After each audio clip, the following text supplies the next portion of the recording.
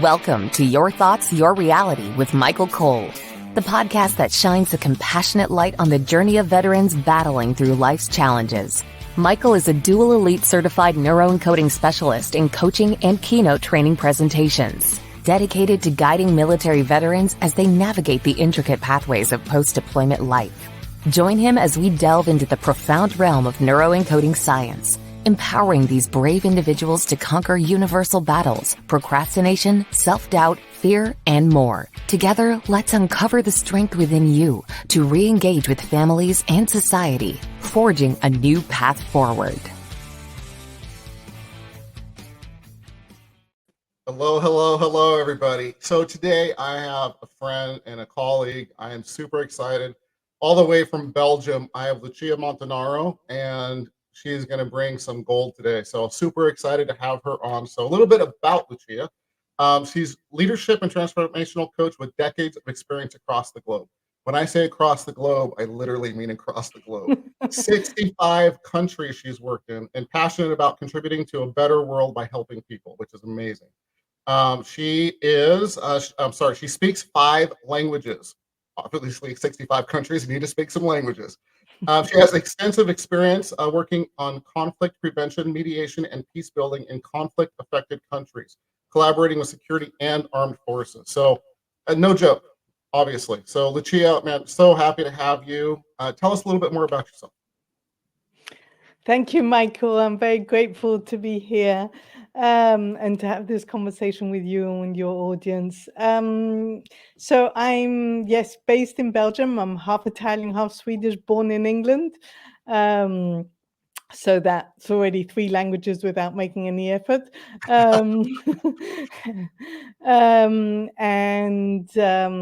And on a professional side, I'm a trainer, presenter, and coach. I work on kind of international, institutional, and corporate level and with individuals.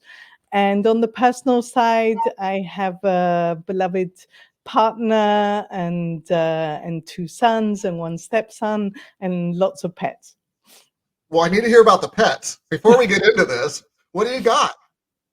Well, it's horse, cats, dogs, turtles, etc. Awesome. That's fantastic. We'll talk more about the turtles, I'm sure. But until then, let's get into some leadership stuff that help veterans and their families. Before we do get started, I just want to mention on the top right-hand corner, you have a blue QR code. Please scan that or go to, if you're listening later on podcast forums, empowerperformancestrategies.com. Again, empowerperformancestrategies.com. I have lots of resources, 2 books I've written that are free. We have Facebook groups for veterans and their families to join and be part of a community and so on. So, please get involved and please join that. So should we dive in? Definitely. Let's rock and roll. All right. So first of all, if we can you tell us a little bit more about your story and how you got into the coaching and self-improvement realm, if you will? So I think it's a combination of things in the sense that on one hand, as you mentioned, I traveled a lot. I've been working in many different countries, and that can throw in all sorts of challenges also, between your personal life and your professional life. And many people can have conflicts either in their working environments or in their personal lives. Yeah, absolutely. And that was definitely my case, and a situation where feeling kind of isolated and not understood, and those tensions and lack of ideal communication, etc., and just feeling very frustrated. And I seeked help, and I seeked help from a coach, and I learned how blaming others and being in a victimhood makes you very passive. Whereas when you take the reins of your life and you become the captain of your ship, and you focus on what you can control, then you start managing to shift things. So it's about kind of putting that, in the SEALs talk about, the Navy SEALs talk about extreme ownership. I personally, as a civilian, talk about radical responsibility, but basically we're talking about the same thing. Right. Is you take the power when you want to shift something in your life, in the experiences of your life, you want different results. Well, you have to start by yourself. You have to start, you have to turn the mirror on yourself, and what are your thoughts? What are your emotions? What's your energy? What are your actions that you're taking? And that will have a ripple effect and impact the experiences that I'm unfolding. Yeah. So so yeah, that's how to take back control and have leadership within, which will change your reality. I love that. So when you say your thoughts are your reality, is that what you're kind of saying there? Just a little play off, little plug. No, Yeah, and honestly, fantastic information. So, and it's something that I found as well is if you're sitting there blaming everybody else, not taking responsibility for things in your life, you're never going to change. You're never going to grow. You're really stifling becoming that next person, that next level, if you will. yeah. So great point. I love that. I really do. So, I almost forgot something. I almost forgot something, Lucia, and that would have been a shame. You're a recent graduate with the Neuroencoding Institute, are you not? Yay! And and on my journey to the next level, I am indeed. And it's an incredible community and such powerful tools and strategies to help people default to their best version. So very glad to be on your fantastic podcast of your thoughts and your reality, because as a fellow neuroencoder, and contributing to helping others. Yeah, absolutely. And I just wanted to stop and just congratulate you. Mm, It's thank you. such a cool thing. It's such an amazing family and it's changed my life. And that's where we originally met. Just Indeed. wanted to just take a second and just give you that. Thank you. So congratulations again. So how can veterans harness the principles of radical responsibility, kind of going right into what you're talking about, taking responsibility and self-regulation to navigate the transition from military life to civilian life more effectively? I think I mean, I think it's on one hand it's about one, accountability, Mhm. and kind of and how and basically understanding that what goes on inside, like your if you imagine the weather, you look at the weather forecast. Well, here you're going to look at the weather forecast that you have going on inside. Well, if I like it's that. stormy and dark and cloudy and whatever, well, that's what you're going to attract. If you create an internal sunshine, then people will react to that, and you will contribute to that more external sunshine also unfolding in your life. So there is, just like the name of your podcast, I mean, there is a correlation between your thoughts and the reality that's unfolding. And so, the easiest way is, when you have a thought that is bringing you down a rabbit hole, what could you think instead Mm, that would make you feel better? And what can you do instead to shift that emotion? And so, it's remembering the little poem of, as you think, so you feel, as you feel, so you do, and as you do, so you will have. And so, I mean, it's about, those little habits that you can have, that you can establish in your life, those little steps that can help you, can support you to be in a more conducive environment. mm, So, what are those meditations? What are those exercises that you can do that you personally make you feel better to start your day off well? It's yeah, like getting out of the bed with the right foot that kind of makes you want to jump and dance rather than feeling heavy. Absolutely. And our mentor Joseph McClendon, you said get out of bed, and that just brought to my attention. When you get out of bed, just put a big old smile on your face and just creep out, just yeah, I'm gonna do some cool stuff today. And then jump up and dance. And it changes your physiology. It sends all kinds of hormones and things throughout your body, and really can change your entire day. And if you do it In- every day, your life. Indeed, and it's a hack because it's been scientifically proven and chemically proven that that smiling and that posture, etc., releases the chemicals of serotonin, dopamine, and oxytocin, and so you end up feeling better. Absolutely. And then if you're smiling to other people, you smile to someone on the street, they'll smile back to you. You look them in the eye and properly connect to the people around you. Yeah, absolutely. I love that. And I got to share something really quick personally. So Sure. when I'm just going, oh man, I don't want to get out of bed today. I'm just sleep for 10 more minutes, right? I'll actually do that and do that big old smile, and I start laughing at myself, literally, and I just jump out of bed, and like the day is totally cool then. It's like I'm glad I just got up instead of just sat there thinking about my day. So the great tools. So self-awareness, since we were kind of talking about that. Can you share some strategies for increasing self-awareness that veterans can use to better understand and manage their emotions during that transition period?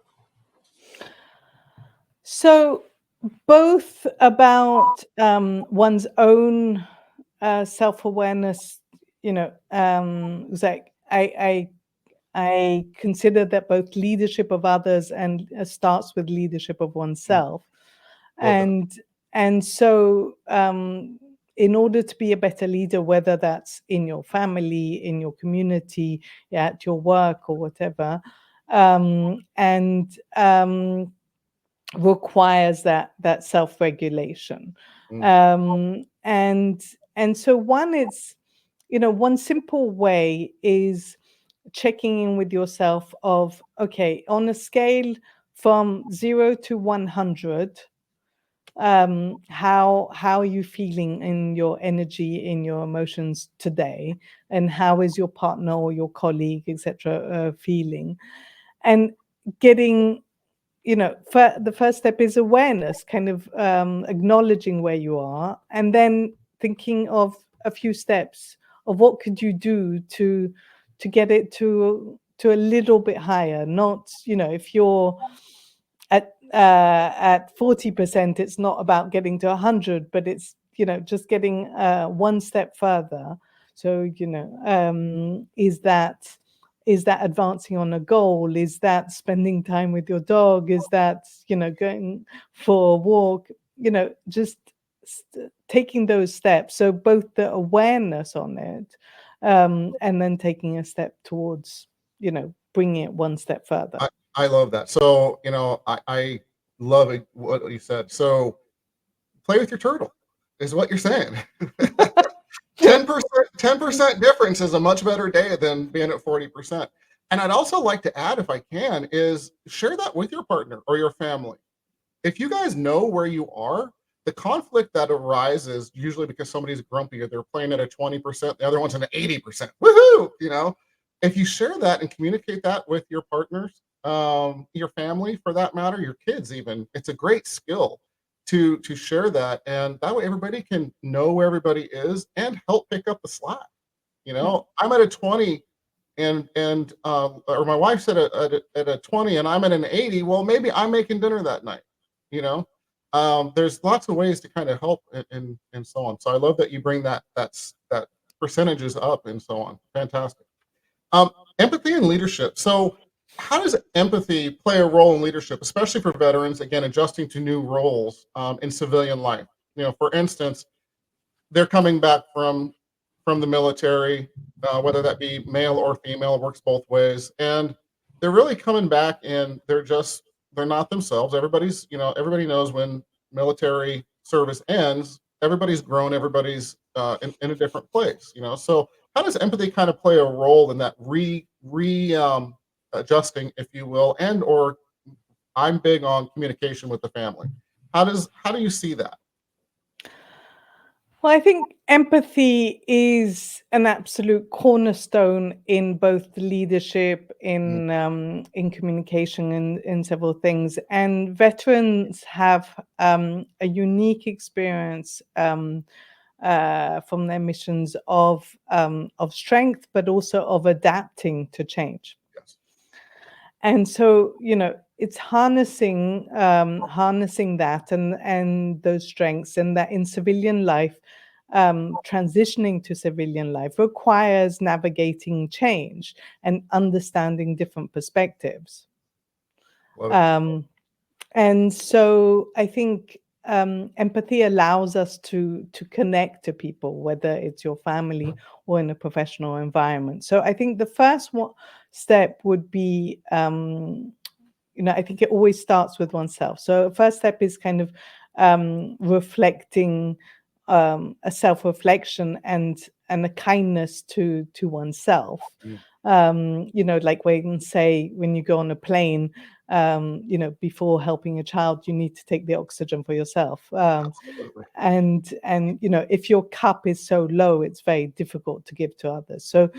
So kind of understanding your own emotions and maybe being able to be vulnerable and share that to help others understand where you're at. Yeah. So basically, I'm saying it starts with empathy, awareness and empathy towards yourself. And then the second step is active listening. I mean, so many people want to, in a conversation, when one person is speaking, they're waiting they're reflecting on how to respond Yes. rather than truly connecting, truly allowing for that space and the pauses for them to listen and take in what they're saying, so that that person feels seen and heard. Um, and so really deeply listening and focusing on building that relationship, because it's not, people can have different models of the world, different perspectives Mm, and different needs, and focusing on what you want in that relationship, whether it's professional or personal, and building that relationship, and then learning from each other. So I think by veterans focusing on empathy, it will help them navigate, as an approach to life, both personal and professional. It'll help them navigate those transitions. love that. Love that. And we all have different models of the world, right? So Definitely. if I can just add on the fantastic information you just gave us, it's okay to ask questions to find out where someone else is in their model of the world. Yep. How does that look to you? How does that feel to you, etc. So I think that's fantastic information, Lucia. Thank you. So let's jump right into communication since we're there. I love the information you're giving us and the thought process and everything. Just fantastic stuff. What are some key communication techniques that veterans can use to improve their interactions with family, friends, and potential employers, especially coming out of the transition period? And I also want to address this the other way as with the family's communication as well. I would suggest two tools, two approaches. One, I'm not good at maths. I mean, we all have our different skills, but I'm not good at maths. But I'll give an equation. Um, Are we going to check the equation, or are we okay? Like, so basically, we all have desires of how we want outcomes to come, but sometimes we get triggered by different things, and so basically the equation to remember, maybe the audience listening can write down this equation. great. um Yes, I please. invite is the letter E plus R equals O. Can you guess what that means? No, I just wrote it down. I'm waiting for the answer. So it means event. E stands for event.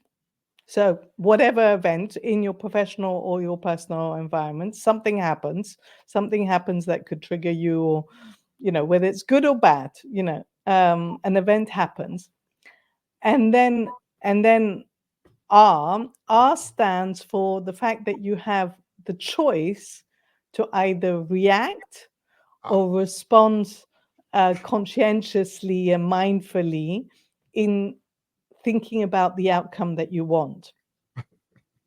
And so it's not the event that creates the outcome. It's how you experience it and how you respond to it, the meaning you give to it and how you respond to it. And so you have the power in that moment to reach another outcome. It's this thing of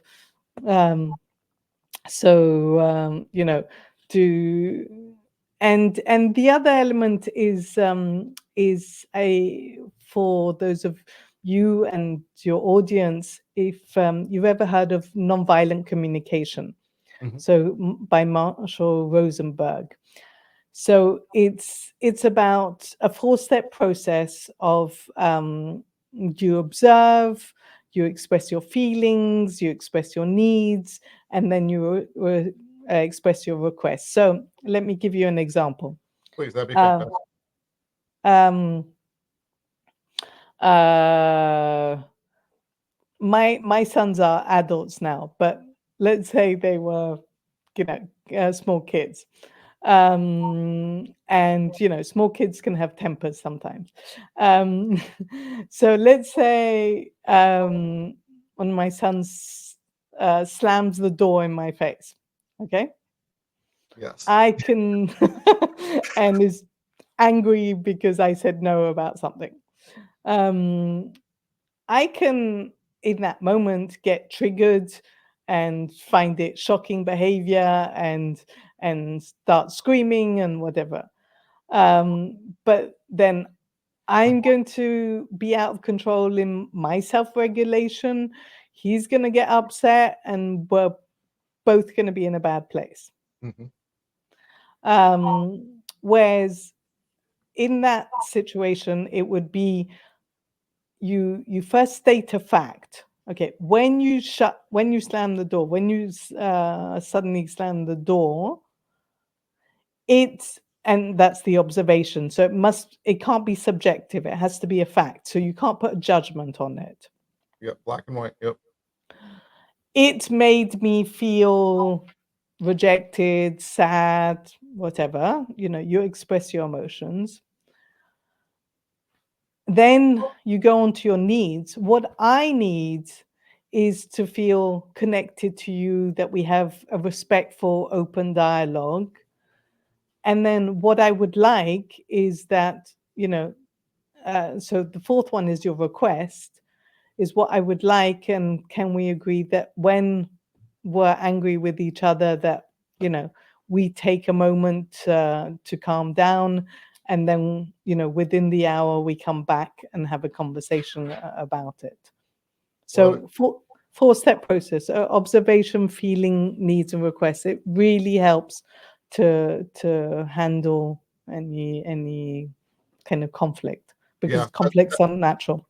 Yeah. That's absolutely fantastic. Love that. So, would you do that immediately, or would you take a couple of breaths, do a stop technique, and then go do that? The stop technique is always fantastic, but I'm sure. Why don't you share it? You know what? I do it differently. So basically, I invented my own thing. So I'm going to go stop technique. Basically, stop technique is a way of training yourself to get out of stress, anxiety, all of those things, quickly. So really, you're sitting. You think of an unresourceful state. You think of something that creates anxiety, etc. You jump up. You yell stop. You smile. You celebrate, and then you sit back down. And you do this over and over again, faster and faster. Generally, it's about a cycle of 10. And it trains your brain and conditions your brain to be able to remove yourself from that anxiety quicker. or faster. So I do something a little bit different where I teach my clients how to do it right when I have them do that, but I also have them do one where they literally can take themselves out of it in the moment. And that is generally it's when something's happening to you, you take it in for a second, you look up, you smile, and when you feel yourself, you change your physiology, put your shoulders back, breathe. I'm sorry, and then when they feel that release, and you literally will feel the endorphins and all the good chemicals release from your brain, you celebrate it. And I teach my clients to celebrate it a different way because if you're in public and do this, and you're dancing around and you have attitude, as everybody knows on the show by now, and you're patting yourself on the back and doing all these things, it changes it. People start looking at you funny. They call people. So I teach my clients to condition themselves over time to pat themselves on the chest and smile, to squeeze their fist and smile, and so that they can literally do it in public at any time. So that's how I do the stop technique. So that's when I said do the stop technique or whatever. But if you take a break, do you suggest taking that break or trying to deal with it if you're triggered? When your son opens the door in your face. I do suggest taking a break. And whether it's, if if you've been practicing the stop technique, that's a fantastic way to do it in that moment. If not, or if your 5-year-old son hasn't yet learned the stop technique, then just, a moment to breathe, to be able, and then to reconnect, to be able to have that conversation, so that we can actually hear each other. Yeah, because if walls are up, no one's hearing each other anyway, right? So Yeah. fantastic. Thank you for that. So I want to go to global perspective if we can, because 65 countries. I've not had a lot of guests on here with that kind of experience. So having worked in 65 countries, what unique insights can you share about the different ways cultures handle conflict and transition, and how can these insights be applied to our veterans and families? Effectively, I mean, it's been a privilege to work in so many different countries and cultures, whether, whether in the Americas or in the Middle East, in Africa, in Asia, in Europe, or all across the globe. Um, and and there are similarities and there are differences. I mean, it's on one hand culture and references, but then you have different personalities and approaches as well. I would break it up into 5 different approaches. I mean, one is handling conflict and transitions from a perspective that is much more normative and legalistic and structured and linear and hierarchical, and this is the right way. Right. I'm convinced of that. Okay, that's the first way. Another way would be more flexible and kind of variable geometry, where basically you adapt to what the circumstance needs because you're solution orientated. And so, if something blocks, then you try something else, and etc. Okay. Right. And I've seen that quite a lot in Asia, actually. And then you have an approach to conflict which is dominant, oppressive, manipulative, and basically I'll squash you, and when you're weak, we can start to discuss. And then you have an approach which is a win-win approach, and trying to see, there can be a common ground where everyone's interests are can be catered for, and lastly is one where basically based on the ethics of care. So where you focus on kind of that psychological safety, and well-being and caring about the person. So creating that balance between, let's say, the pillar of well-being, equity, justice, fairness, where you're looking not for a short win, but a long-term solution. And you balance that with the needs of productivity, innovation, creation, etc. Shareholder interests, etc. But so you need the foundations of whether you're in in civilian life, in your personal or professional. At the end of the day, we're not robots, and we work, and we're busy, but connecting to to the well-being as a human being, not as a robot. And Fantastic. that enables everything else to flourish. Excellent. So all those different perspectives, it comes back to yourself, inside yourself, huh? Indeed. Pretty cool. Awesome. So we are out of time, Lucia. It's been such a pleasure speaking with you, and just we didn't get to turtles, but we will next time. It's been fantastic. So anybody that wants to reach out, how do people reach out to you? So you can either reach out to me via LinkedIn, or my revised website will be up soon in luciamontanaro.com. But in the meantime, maybe the easiest way to reach out to me is directly via email. So lucia.montanaro.coaching@gmail.com. And happy to answer any of your requests. Fantastic.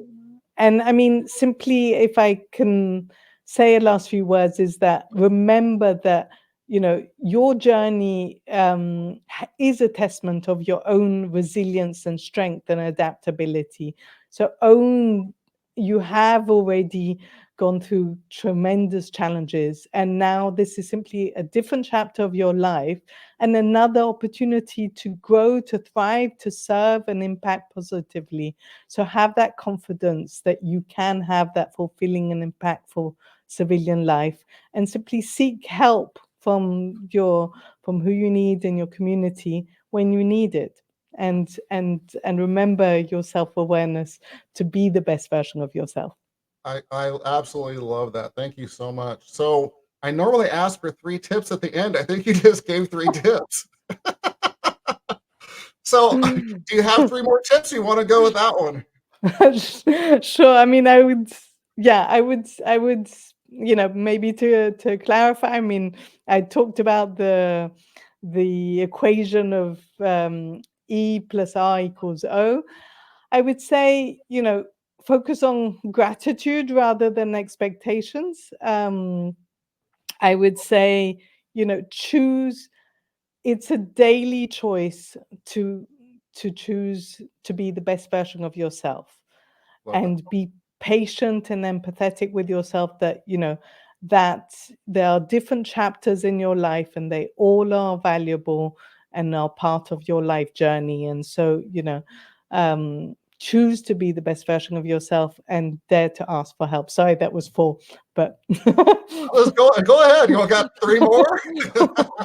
I'll stop that. Lucia, as always, I always like to say that, as humans, time is the most precious resource we have. We do not get it back.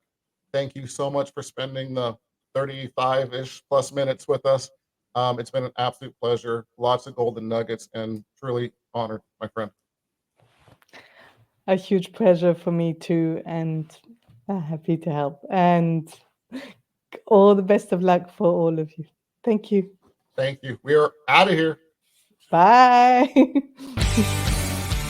Thank you for joining us on another insightful journey of Your Thoughts, Your Reality podcast with your host, Michael Cole.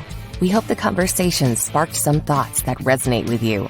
To dive deeper into empowering your thoughts and enhancing your reality, visit empowerperformancestrategies.com. Remember, your thoughts shape your reality, so make them count. Until next time, stay inspired and keep creating the reality you desire. Catch you on the next episode.